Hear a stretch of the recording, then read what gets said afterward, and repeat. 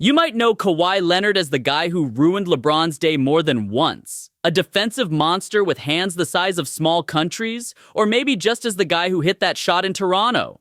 But Kawhi's story? It's deeper than the highlights. It's a mix of raw talent, heartbreak, triumph, and, lately, a lot of what-ifs. From a quiet kid in Riverside to an NBA superstar, this is the story of Kawhi Leonard, the man who brought Canada its first NBA championship and who's now fighting to stay on the court. Kawhi Anthony Leonard was born on June 29, 1991 in Los Angeles, California. Raised in Riverside, he grew up surrounded by sports. He wasn't loud or flashy, he let his game do the talking, even as a kid. His dad, Mark Leonard, was one of his biggest inspirations. The two were inseparable, with Kawhi spending hours at his dad's car wash when he wasn't hooping.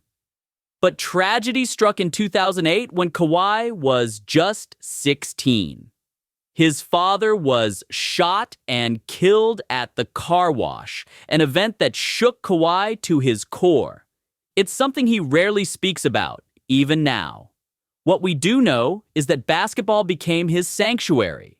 It was his way of channeling the pain, his way of honoring his dad. Kawhi wasn't one of those players hyped up in high school as the next big thing. He didn't have recruiters swarming him from day one. What he did have was work ethic, an unmatched drive to get better. At Martin Luther King High School in Riverside, Kawhi led his team to a 33 record as a senior.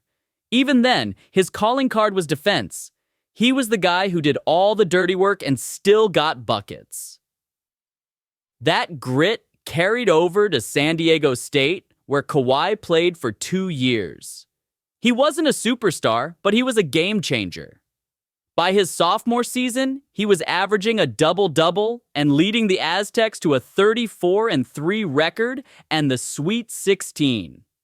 NBA scouts started to take notice, not because he was flashy, but because he was relentless. His hands, his defense, his motor, these were things you couldn't teach. In the 2011 NBA Draft, Kawhi was selected 15th overall by the Indiana Pacers. The Indiana Pacers select Kawhi Leonard from San Diego State University. But before he could even put on the Pacers cap, he was traded to the San Antonio Spurs. For a guy who wasn't seen as a surefire star, landing in San Antonio was like winning the lottery. Greg Popovich and the Spurs knew what they had: a raw, hard-working forward with the potential to become a defensive anchor. Kawhi didn't just fit into their system, he thrived. He soaked up everything from the Spurs' legendary trio of Tim Duncan, Tony Parker, and Manu Ginobili. It was a perfect situation for Kawhi to grow without the pressure of being the guy right away. By 2014, Kawhi wasn't just a role player anymore. He was a star in the making. That year, the Spurs faced LeBron James and the Miami Heat in the NBA Finals. LeBron was at his peak, and the Heat were looking for a three-peat. But Kawhi had other plans. He was tasked with guarding LeBron, a challenge that would make most players crumble. Instead, Kawhi stepped up. He didn't just slow LeBron down, he put the clamps on him. On the other end, Kawhi was hitting big shots and playing with a confidence that seemed to come out of nowhere. The Spurs won the series in 5 games, and Kawhi was named Finals MVP at just 22 years old. It was a passing of the torch moment, a sign that Kawhi was ready to take over as the face of the Spurs. But basketball isn't always a fairy tale. In 2017, during the Western Conference Finals against the Golden State Warriors, Kawhi suffered a devastating ankle injury after a controversial closeout by Zaza Pachulia. The Spurs, who had been dominating Game 1, fell apart without Kawhi. That injury was the beginning of a downward spiral in San Antonio. The following season, Kawhi dealt with a mysterious quad injury that wouldn't heal. The Spurs medical staff cleared him to play, but Kawhi didn't feel ready. It led to a standoff between Kawhi's camp and the Spurs, and things got ugly. By 2018, the relationship was broken beyond repair. Kawhi wanted out, and the Spurs reluctantly granted his wish, trading him to the Toronto Raptors. When Kawhi landed in Toronto, it was clear this wasn't a long-term thing.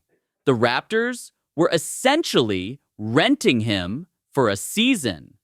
But if Kawhi was going to be a one-year rental, he was going to make it count. During the 2018-19 season, Kawhi was a man on a mission. He averaged 26.6 points per game, reminding everyone why he was one of the best players in the league. The Raptors finished with the second-best record in the East, setting the stage for one of the most memorable playoff runs in NBA history. The 2019 playoffs were Kawhi's masterpiece. He wasn't just carrying the Raptors, he was putting the entire country of Canada on his back. The defining moment? Game 7 against the Philadelphia 76ers. 4 seconds left. Tie game. Kawhi gets the ball, drives to the corner, and launches a contested shot over Joel Embiid. The ball bounces once, twice, 3 times, 4, and then it drops. That shot wasn't just a game winner, it was a career-defining moment, one that cemented Kawhi as a playoff legend. But he wasn't done. Kawhi led the Raptors past Giannis Antetokounmpo and the Milwaukee Bucks in the Eastern Conference Finals, then took down the dynasty that was the Golden State Warriors in the NBA Finals. Kawhi was named Finals MVP for the second time, and the Raptors celebrated their first-ever championship. It wasn't just a win for Toronto, it was a win for all of Canada. By the way, if you're enjoying this journey through Kawhi Leonard's story, make sure to subscribe to the channel. We've got more deep dives like this coming your way, and you won't want to miss them.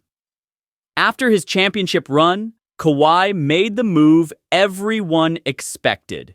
He signed with the Los Angeles Clippers to play closer to home.